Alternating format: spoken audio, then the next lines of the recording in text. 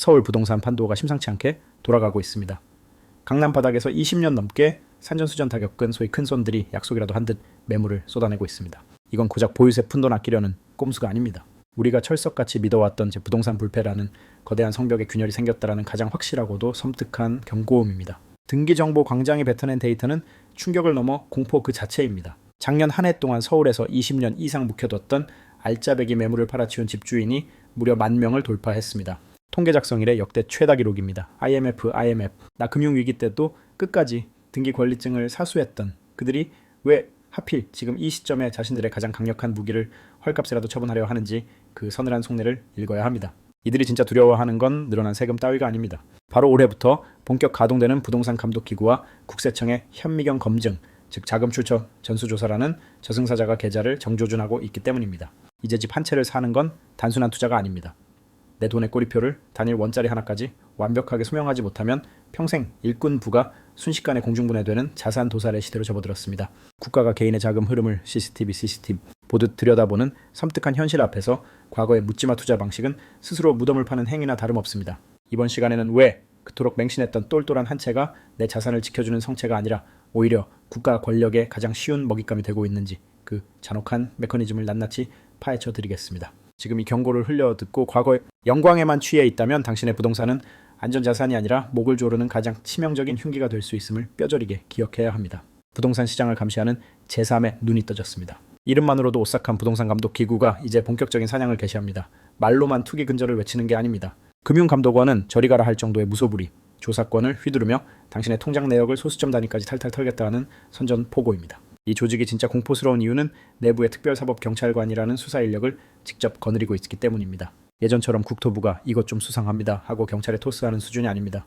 이제는 책상에 앉아서 당신의 계좌를 실시간으로 추적하고 자금이 어디서 흘러와 어디로 갔는지 엑스레이 찍듯 들여다봅니다.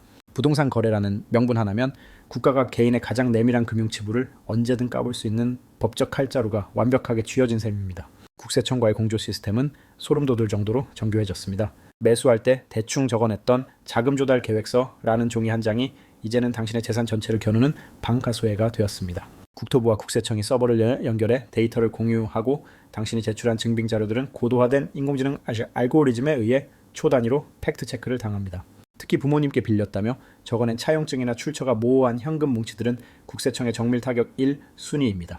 인공지능에게 자비란 없습니다. 데이터상 앞뒤가 1mm 1mm 라도 안 맞으면 즉시 경고등을 울리고 조사관을 투입합니다. 운 좋으면 안 걸리겠지 하는 안일한 생각은 지금 당장 쓰레기통에 버리셔야 합니다. 고가 아파트 하나 샀다가 지난 10년간의 모든 동어래가 수술대 위에 오르고 증여세 탈루나 자금 세탁, 범죄자로 낙인 찍히는 건 이제 시간 문제입니다. 감시기구의 등장은 대한민국 부동산판의 룰을 송두리째 갈아엎었습니다. 수익률 따위 계산할 때가 아니라 내 돈이 얼마나 깨끗한지 무결성을 증명해야만 살아남는 시대입니다. 국가의 포위망은 날이 갈수록 촘촘해지고 한번 그물에 걸리면 빠져나갈 구멍은 없다고 보는 게 맞습니다. 옛날에야 세무사 써서 적당히 말 맞추면 유야무야 넘어갔지만 지금은 범죄 수사관이 달라붙는 형국이라 자칫 삐끗하면 재산 몰수를 넘어 감방까지 갈 수 있는 절체절명의 위기 상황입니다. 특히 25억 원이 넘어가는 초고가 주택 거래자들은 숨쉬는 것까지 실시간으로 감시당한다고 봐도 무방할 정도로 현미경 검증을 받게 됩니다. 이런 숨막히는 압박은 시장의 심장부인 강남과 서초를 정통으로 가격하고 있습니다. 감시의 칼날이 목 끝까지 들어오자 난공불락이라던 대장주 아파트들에서조차 믿기 힘든 투매성 하락거래가 터져나오는 실정입니다. 과연 우리가 신화처럼 떠받들던 강남 불패가 거대한 공권력의 해일 앞에서 얼마나 버틸 수 있을까요? 강남은 절대 안 떨어진다는 맹신이 박살나고 있습니다. 부의 상징들이 추풍 낙엽처럼 무너져 내리고 있습니다. 대한민국 부동산의 최후 보루라던 서초와 강남의 랜드마크 아파트들이 줄줄이 신저가를 갱신하며 시장에 씻을 수 없는 트라우마를 안기고 있습니다. 10억 원 단위의 폭락이 이제는 뉴스거리도 안 됩니다. 누군가에겐 악몽이고 누군가에겐 잔혹한 현실입니다. 호가 몇천만 원 빠지는 간 보기 장세가 아니라 실제 체결 가격이 수십억 원씩 증발해버리는 처참한 광경이 우리 눈앞에서 라이브로 펼쳐지고 있습니다. 서초의 자존심이라던 레미안 원베일리를 봅시다. 작년 6월 72억 원이라는 경이로운 신고가를 찍었던 이곳이 최근 60억 원 초반까지 주저앉았습니다. 무려 12억 원이라는 거대 자본이 35층 로열층을 59억 원이라는 믿기 힘든 가격에 내놓아도 거들떠보는 이가 없는 그야말로 숨통을 조이는 정막만이 감돌고 있습니다. 한때 대한민국 부의 정점이라 불리던 청담동은 지금 아비규환 그 자체입니다. 동양파라고는 60억 원에서 50억 7천만 원으로 곤두박질치며 순식간에 11억 3천만 원이 허공으로 증발하는 성적표를 손에 쥐었습니다. 인근 청담자이 역시 48억 원에서 38억 원으로 10억 원 가까이 폭락하며 부의 상징이었던 이 부동산들은 이제 발을 빼고 싶어도 뺄 수 없는 거대한 늪지대로 변해버렸습니다. 영원할 것 같았던 반포와 압구정의 불패신화도 처참하게 박살났습니다. 반포자이 84제곱미터는 39억 원에서 30억 원까지 밀려났고 압구정 신현대 아파트는 73억 원에서 60억 원으로 무려 8억 원이나 삭제됐습니다. 신현대 12차 또한 9억 7천만 원이 깎여나간 60억 원의 거래가 체결됐으며 아크로리버파크는 호가를 7억 원씩 깎아가 불러도 전화 한 통 울리지 않는 소름 돋는 거래 절벽이 현실화하고 있습니다. 매수자리는 완전히 바닥을 쳤습니다. 대출 규제라는 강력한 족쇄가 시장의 호흡기를 떼어버린 셈입니다. 25억 원이 넘는 아파트 대출이 고작 2억 원만 나온다는 건 나머지 48억 원을 전부 현금 다발로 들고 오라는 비현실적인 강요나 다름없습니다. 이런 극악의 조건을 감당할 자산가는 이제 씨가 말라버렸습니다. 현금 부자들은 팔짱 끼고 구경만 하고 있고 집주인들은 공포에 질려 밤새 뒤척입니다. 팔겠다는 아우성은 넘치는데 사줄 사람은 증발해버린 이 기형적인 시장에서 강남의 대장주들은 추풍낙엽처럼 우수수 떨어지며 과거의 명성을 잃어가고 있습니다. 이 모든 가격 붕괴와 거래 실종은 결코 우연의 산물이 아닙니다. 정부가 정교하게 설계한 25억 원이라는 고가주택의 기준선이 여러분의 자산을 어떻게 옥죄어 올지 그 잔혹한 세금의 역습을 똑바로 마주해야 할 때입니다. 정부가 그어놓은 25억 원이라는 선은 단순한 숫자가 아닙니다. 자산을 지켜주는 울타리가 아니라 세금을 뜯어내기 위해 설치한 가장 치밀한 덫입니다. 과거엔 주택수가 규제의 타깃이었지만 이제는 내가 가진 집의 가격표에 따라 생사가 갈리는 시대가 왔습니다. 25억 원 초과 주택의 대출을 단호하게 틀어막은 조치는 시장에 아주 섬뜩한 경고를 보내고 있습니다. 돈 없으면 넘보지도 말고 이미 이곳에 갇힌 자들에게는 빠져나갈 비상구조차 봉쇄하겠다는 강력한 메시지입니다. 실제로 25억 원에서 35억 원 사이의 아파트들은 똘똘한 한 채라는 명예를 잃고 정부의 집중 포화를 맞는 이른바 타깃 하우스로 전락하고 말았습니다. 2022년 당시만 해도 이렇게 가혹한 가격 중심의 규제를 예상한 이는 거의 없었습니다. 하지만 지금은 주택 개수가 아닌 총가액에 따른 징벌적 과세와 보유세 1%라는 무거운 족쇄가 현실이 되어 고가 주택 소유자들의 목을 조이고 있습니다. 집값이 오르면 웃어야 할 집주인들이 이제는 날아드는 세금 고지서 때문에 공포에 떨며 오히려 내 집을 원수처럼 여기게 되는 비극적인 상황이 벌어지고 있습니다. 정부의 셈법은 소름 돋을 만큼 영리합니다. 1세다의 1주택자라 해도 25억 원을 넘기는 순간 장기 보유 특별 공제 혜택을 박탈하거나 대폭 삭감하는 방식으로 자산가들을 벼랑 끝으로 내몰고 있습니다. 이는 결국 고가 아파트를 가지고 있는 것 자체가 매달 막대한 벌금을 물어야 하는 형벌이 되었음을 의미하며 이를 버티지 못한 이들은 결국 울며 겨자 먹기로 시장에 매물을 던질 수밖에 없는 구조입니다. 이제 똘똘한 한 채는 안전한 보물단지가 아니라 가장 위험한 감시 대상일 뿐입니다. 국가가 설정한 25억 원이라는 가이드라인은 여러분의 재산을 보호하는 안전선이 아니라 언제든 세금이라는 명목으로 부를 환수하기 위해 그어놓은 절단선임을 명심해야 합니다. 하지만 이 25억 원의 굴레보다 더 공포스러운 건 바로 시간입니다. 5월 9일이라는 운명의 날이 닥쳐오면서 양도세 중과라는 거대한 쓰나미가 우리 자산을 집어삼키려 하고 있습니다. 그 파괴력이 얼마나 끔찍할지 지금 바로 파헤쳐 보겠습니다. 양도소득세라는 거대한 덫이 발목을 깊숙이 파고들고 있습니다. 흐르는 시간은 더 이상 내 편이 아니며 오히려 내 자산을 갉아먹는 맹독이 되고 있습니다. 5월 9일로 예정된 다주택자 양도세 중과 유예가 끝나는 그 시점은 단순한 날짜 변경을 넘어 여러분이 평생 일궈온 자산의 생사를 가르는 최후의 심판대가 될 것입니다. 세금의 무게는 개인이 버틸 수 있는 한계치를 아득히 넘어섰습니다. 수익의 80%에 육박하는 돈을 세금으로 떼이고 나면 손에 쥐는 건 허무한 뿐입니다. 이 주택자는 기본 세율의 20%를 더한 65%를 토해내야 하며 3주택자 이상은 30%가 가산되어 75%라는 살인적인 숫자를 마주하게 됩니다. 여기에 지방소득세 7.5%까지 얹어지면 총 82.55%, 사실상 전 재산 몰수에 가까운 약탈적 과세가 여러분의 수익을 송두리째 앗아갑니다. 과거엔 존버, 즉 오래 버티기가 최고의 투자 전략이었습니다. 오래 보유할수록 세금이 줄어든다는 게 시장의 불문율이었습니다. 하지만 이제 그 공식은 산산조각이 났습니다. 고가 주택에 대한 장기 보유 혜택이 사라지면서 집을 오래 들고 있을수록 오히려 세무조사의 표적이 되고 내야 할 세금만 기하급수적으로 불어나는 기형적인 구조가 굳어졌습니다. 특히 1세대 1주택자라며 안심하고 있던 분들에게 닥친 현실은 더욱 가혹합니다. 25억 원이 넘는 고가 주택 보유로 세금 혜택을 보던 시절은 끝났습니다. 집을 가지고 있다는 사실 자체가 죄악시되는 세상이니까요. 비과세의 문턱은 하늘 높은 줄 모르고 치솟았고 마지막 보루라 믿었던 장기 보유 특별 공제마저 흔들고 있는 정부의 과세 드라이브가 섬뜩할 정도로 매섭습니다. 이제 소위 똘똘한 한 채를 움켜쥐고 버티는 건 자산 증식의 정석이 아닙니다. 국가 재정을 채워주기 위해 내 재산을 헌납하겠다는 자폭행위나 다름없기 때문입니다. 정부가 시장에 보내는 경고는 소름 끼치도록 단순합니다. 물건 내놓지 않고 끝까지 버티면 자산의 80%를 세금으로 징수하겠다. 사실상 목에 칼을 들이민 무언의 협박이 숨통을 조여오고 있는 형국입니다. 이런 살벌한 세금 전쟁터 속에서 산전수전 다 겪으며 20년 넘게 성을 지켜온 찐 부자들이 왜 하루아침에 신념을 꺾고 투매에 동참했을까요? 그 이면에 깔린 공포의 본질을 읽어내야 합니다. 이들은 직감한 겁니다. 지금은 버텨서 수익을 낼 구간이 아니라 감당 불가능한 손실 폭탄이 떨어지기 직전이라는 사실을 본능적으로 깨달았습니다.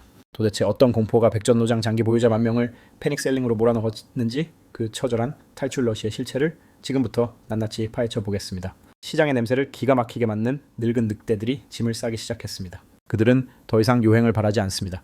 2010년 등기정보광장 통계 집계, 이래 20년 이상 묵혀둔 물건을 던진 집주인이 처음으로 10,000명을 돌파했습니다. 1,469명. 이 압도적인 숫자는 단순한 데이터를 넘어 대한민국 부동산의 뿌리가 송두리째 뽑히고 있다는 가장 강력하고 확실한 붕괴 시그널입니다. 부동산 시장이 불장으로 타오르던 2020년에도 장기 보유자들의 이탈은 8,400명 수준에 그쳤습니다. 그때는 더 오를 건이라는 확신이라도 있었기에 버틸 수 있었습니다.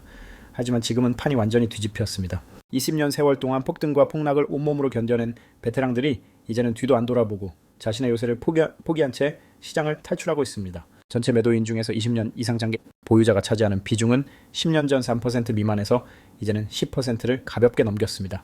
특히 강남 3구의 움직임은 필사적인 탈출 작전 그 자체입니다. 강남구에서만 157명이 집을 던졌고 송파와 서초를 합치면 강남권에서만 3,000명에 육박하는 큰손들이 동시에 매도 버튼을 눌러놨습니다. 이들은 본능적으로 알고 있습니다. 지금이 아니면 두 번 다시 제값을 받고 나갈 기회는 없다. 등골 서늘한 직감이 그들을 움직이게 만든 겁니다. 떠나는 이유는 명확합니다. 앞서 경고한 징벌적 세금 폭탄의 자금 출처 조사까지 옥죄어 오면서 자산을 들고 있는 행위 자체가 리스크가 된 세상이 됐기 때문입니다. 20년 넘게 버티며 얻은 시세 차익의 절반 가까이를 세금으로 뜯기더라도 지금 터는 게 이득이라는 계산이 끝난 겁니다. 앞으로 닥칠 폭락장이 세금보다 훨씬 더 무서울 거라는 확신이 섰다는 증거입니다. 드돌돌한 한 채라는 신기루가 거치고 실질적인 자산 가치가 녹아내리는 하락장 초입 고수들은 주저없이 현금 확보로 태세를 전환했습니다. 이건 강남만의 이야기가 아닙니다.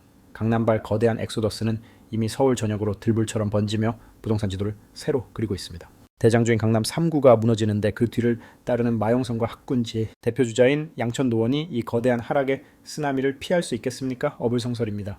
큰손들이 던진 매물이 시장에 쌓이면서 이제 주도권은 완전히 매수자 우위로 넘어갔습니다. 하지만 이 하락의 공포는 서울 모든 지역에 공평하게 찾아오지 않습니다. 지역마다 잔인할 정도로 다른 양상을 보이며 나타나는 이 기이한 공급 과잉과 거래 절벽의 실태를 양천과 노원의 사례로 해부해 보겠습니다. 강남이 탈출하려는 사람들로 아수라장이라면 양천과 노원은 침묵의 감옥에 갇혀 있습니다.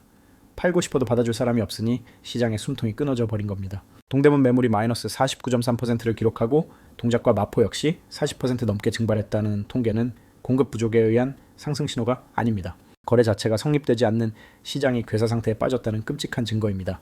양천구의 매물은 36.7%나 쪼그라들었습니다. 노원 역시 상황은 매한가지입니다. 교과서대로라면 매물이 줄면 가격이 뛰어야 정상이지만 지금 서울의 교육 특구들은 대출 규제에 손발이 묶인 실수요자들이 매수를 완전히 포기해버리면서 거래량이 바닥을 뚫고 지하로 내려가고 있습니다. 강남은 가격을 후려쳐서라도 현금을 챙기려는 노련한 자산가들 덕분에 그나마 활력이 돌지만 이곳들은 집주인들이 문을 걸어 잠그고 버티면 된다는 망상 속에 고립된 섬이 되어가고 있습니다. 이건 집값 하향 평준화의 명백한 전조 증상입니다. 내놔봤자 팔리지도 않고 가격을 낮추자니 담보대출 비율이 목까지 차올라 이러지도 저러지도 못하는 진퇴양난에 빠진 셈입니다. 결국 돈맥 경화가 온 시장에서 매물 감소는 호재가 아닙니다. 자산 가치 상승은커녕 환금성이 제로가 된 죽은 자산이라는 사형 선고나 다름없습니다. 이제 서울 부동산은 양극화를 넘어 단절의 시대로 진입하고 있습니다. 대출 없이는 평생 남의 집을 전전해야 하는 서민들과 오직 현찰 박치기가 아니면 명함도 못 내미는 시대, 자산가들 사이의 계급장은 이제 등기필증이 아닌 넘사벽의 현금 타발이 되었습니다. 부동산 문서 쪽가리가 아니라 현금의 살상력이 생사를 가르는 살벌한 신계급 사회가 열린 것입니다. 과연 이 무자비한 현금의 칼날이 시장을 어떻게 난도질할지, 왜 집 한 채보다 통장에 찍힌 숫자가 목숨줄이 되는지 두 눈 부릅뜨고 지켜보십시오. 막연한 행복 회로는 끄고 잔혹한 현실의 민낯을 마주해야 할 최후의 골든타임입니다. 갭투자로 덩치만 키우던 호시절은 끝났습니다. 바야흐로 불순물 없는 순도 100% 현금 포식자만이 살아남는 냉혹한 머니게임의 막이 올랐습니다. 과거엔 발 잘 내는 게 투자의 신이라며 추앙받았지만 2026년 대한민국 부동산 시장에서 대출이라는 사다리는 산산조각 났습니다. 정부의 규제 칼날은 섬뜩할 정도입니다. 25억 원짜리 집을 사는데 고작 2억 원만 빌려주겠다라는 건 사실상 돈 없으면 문전박대 당한다는 사망 선고나 다름없습니다. 집값의 90% 이상을 오로지 내 주머니 속 돈으로 증명해야 하는 이 통곡의 벽 앞에서 평범한 월급쟁이는 설 자리를 잃었고 시장은 극소수 현금 왕들만의 철옹성으로 변질되었습니다. 현금은 이제 단순한 결제 수단이 아닙니다. 생존을 위한 산소 호흡기입니다. 도매 경화가 오면 가장 먼저 나락으로 떨어지는 게 환급성 없는 자산이듯 부동산 또한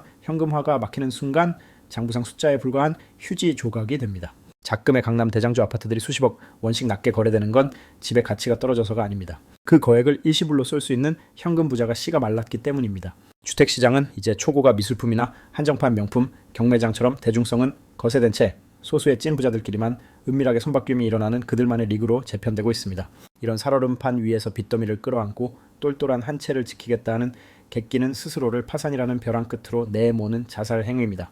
향후 시장은 금리 인하라는 단비가 내린다고 해서 다시 활활 타오를 수 있는 불씨가 아닙니다. 정부가 이미 자금 출처 조사와 세무 검증이라는 현미경을 들이대고 있는 마당에 족보 없는 돈은 시장에 발조차 들일 수 없습니다. 결국 티끌 하나 없이 깨끗한 현금을 즉시 쏠 수 있는 사람만이 무너지는 시장에서 알짜배기를 줍는 기회의 승자가 될 것입니다.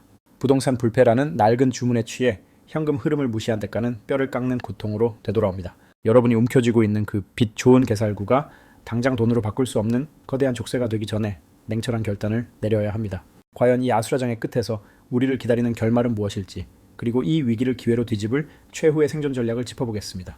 영원할 줄 알았던 콘크리트 신화가 굉음을 내며 무너져 내리고 있습니다. 변화를 거부한 대가는 상상 이상으로 참혹할 것입니다. 강남의 산전수전 다 겪은 부자들이 왜 수십억 원의 손해를 감수하면서까지 매도 버튼을 연타하고 있는지, 그리고 정부가 왜 전무후무한 규제에 칼춤을 추고 있는지 그 속내를 간파하지 못한다면 여러분의 자산은 안전한 성이 아니라 스스로를 옥죄는 감옥이 될 뿐입니다. 이제는 자산의 덩치보다 얼마나 투명하고 빠르게 현금화가 가능한지가 생사를 가르는 척도가 되는 세상입니다. 자금의 꼬리표를 미리 확인하고 현금 실탄을 두둑이 챙기는 것만이 몰아칠 세무조사의 태풍 속에서 가정을 지켜낼 유일한 방공호입니다. 막연한 낙관론으로 존버하기보다는 차갑게 식어버린 시장의 온도를 인정하고 내 자산의 체질을 뜯어 고치는 과감함이 필요한 시점입니다. 우리는 이미 루비콘 강을 건넜으며 구시대의 성공 공식은 이제 쓰레기통에 처박아야 마땅합니다. 시장의 룰이 뒤집혔음을 뼈저리게 인정하고 그 거친 파도 위에서 어떻게 숨을 쉴지 치열하게 고민하는